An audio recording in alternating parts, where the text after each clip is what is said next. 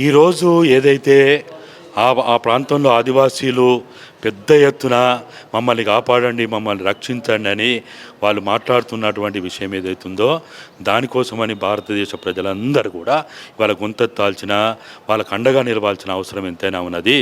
మేము కాల్పుల విరమణ పాటిస్తున్నాము, మేము నిరాయుధులుగా ఉన్నాము, మేము హింస చేయడం లేదు, మేము ఎక్కడ కూడా సాయుధ చర్యలు పూనుకోవడం లేదని ఆ ఆదివాసులకు అండగా ఉన్న మావోయిస్టులు కానీ లేకపోతే ఆదివాసులు కానీ ఏదైతే ప్రకటించిందో దాన్ని పరిగణలోకి తీసుకొని యుద్ధం ఆపండి, యుద్ధం ఆపకపోతే భారతదేశం నవ్వుల పాలవుతుంది, భారత ప్రజాస్వామ్యం నవ్వుల పాలవుతుంది, భారత రాజ్యాంగం నవ్వుల పాలవుతుంది అనేది మేమందరం భావిస్తూ ఉన్నాం. ఎందుకు ఈ యుద్ధం? ఎవరి కోసం ఈ యుద్ధం? దేనికోసం యుద్ధం అని ఇవాళ మనందరం మాట్లాడుకోవాల్సిన అవసరం. మా వరకైతే మేము భావించేదైతే ఈ యుద్ధము భారత రాజ్యాంగంలో ఉన్న 5వ షెడ్యూల్ 6వ షెడ్యూల్ మీద జరుగుతున్న యుద్ధంగా భావిస్తూ ఉన్నాము, పేసా చట్టం మీద యుద్ధంగా భావిస్తూ ఉన్నాము, 170 మీద యుద్ధంగా భావిస్తూ ఉన్నాము, ఐటీడీఏల ద్వారా సంక్షేమ అభివృద్ధి కార్యక్రమాలు చేయాలని ఏదైతే భారత రాజ్యాంగంలో చట్టాలు నిర్ణయించుకున్నారో దాని మీద యుద్ధంగా భావిస్తున్నాం. ఇలా వాళ్ళు మావోయిస్ట్ పార్టీ లేకపోతే ఆదివాసీ సంఘాలే మేము కాల్పుల విరమణ పాటిస్తున్నామని వాళ్ళే ప్రకటించిన తర్వాత ఇక ఎవరి మీద యుద్ధం? ఎందుకు ఈ యుద్ధం?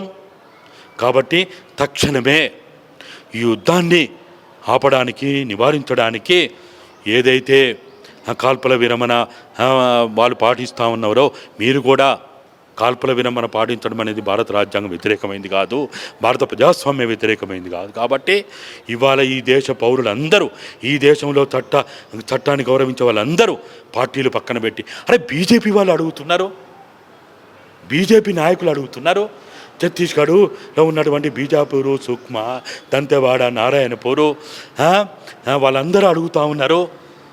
భారతదేశంలో కాల్పుల విరమణ పాటించడం అనేది మొదటిది కాదు, చివరిది కాదు. కాబట్టి కాల్పుల విరమణ చేసి చర్చలు చేస్తామని ఏదైతే బీజేపీ వాళ్ళు 2023 ఎన్నికలకు ముందు ఇదే అమిత్ షా గారు, ఇదే మోడీ గారు ఛత్తీస్గఢ్లో ప్రకటించిండో, మేనిఫెస్టోలో పెట్టిండో, ఇదే ఆదివాసీ బిడ్డరు ఈరోజు ఛత్తీస్గఢ్ ముఖ్యమంత్రిగా ఉన్నారు. వాళ్ళందరూ ఇవాళ వాళ్ళు ఆ రోజుల్లో ప్రకటించారు. కాబట్టి మీరిచ్చిన మాట నిలుపుకోండి, మీరు చేసిన వాగ్దానాలు అమలు చేయండి, మీరు ప్రజలకు ఇచ్చిన మాటని నిలబెట్టుకోమని చెప్పి ఇవాళ మేమందరం అడుగుతూ ఉన్నాము. కాబట్టి యుద్ధాన్ని ఆపడానికి పాకిస్తాను భారత యుద్ధాన్ని ఎట్లనైతే ఆపడానికి సీజ్ ఫైర్ని మీరు పాటిస్తూ ఉన్నారో, మీరు ఒప్పందం చేసుకున్నారో అట్లనే ఈ దేశ పౌరులు, ఈ భరతమాత బిడ్డలు వాళ్ళు ఈ దేశాన్ని ఇలా భారతదేశం అనే ఒక భౌగోళిక స్వరూపం ఏర్పడడానికి కారకులైనటువంటి వాళ్ళు ఇవాళ ప్రాణకోటి బతకడానికి కారకులైనటువంటి ఈ ఆదివాసీ బిడ్డలు ఆ సంపదను కాపాడడానికి ఏదైతే వాళ్ళు అడుగుతూ ఉన్నారో, భారత ప్రభుత్వమా, భారత రాజ్యాంగమా మమ్మల్ని కాపాడమని వాళ్ళు అడుగుతున్నటువంటి దాన్ని భారత ప్రభుత్వం, భారత పాలకులు వెంటనే ఏ భేషజాలకు పోకుండా, ఏ యుగోలకు పోకుండా, ఏ పంతాలకు పోకుండా కాల్పుల విరమణకి వెంటనే ప్రకటించి చర్చల కోసం ముందుకు రావాలని చెప్పి మేము డిమాండ్ చేస్తూ ఉన్నాం. Please subscribe to the channel and download the Politicos app from the links in the description.